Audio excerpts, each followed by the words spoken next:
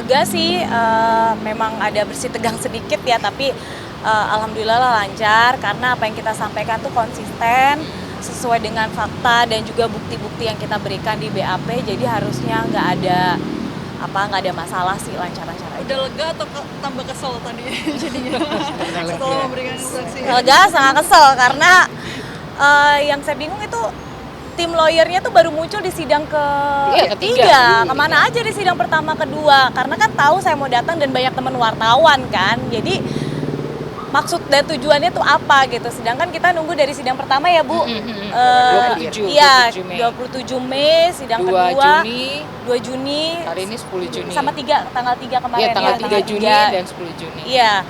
Itu nggak datang, baru sekarang datang.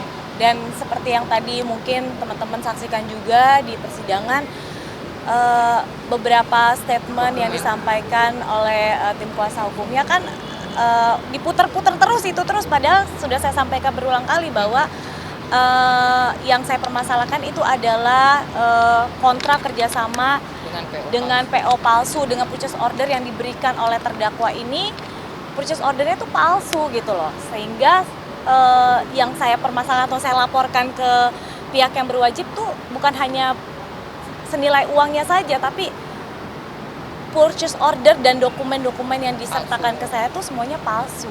Ya, berharap ya Mbak, namanya uang cari duit kan susah ya gitu. Tapi kita pengen kasih hukuman yang setimpal lah gitu, supaya kan banyak ya kasus penipuan investasi bodong nih makin kesini gitu ya. Jadi buat pembelajaran juga buat penipu-penipu di luar sana ya, sebenarnya keadilan tuh masih ada lah gitu, misalkan kita mau usaha.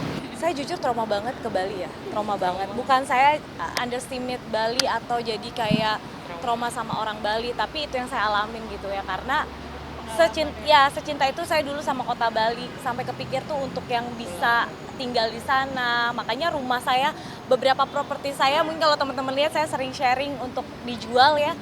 Itu memang saya lepas bukan karena saya butuh uang gitu loh. Saya lepas bener-bener sama suami saya tuh udah menenangkan pikiran saya, hati saya, supaya kayak kita kembaliin dulu deh rasa negatif, pikiran kita negatif sama kota Bali gitu.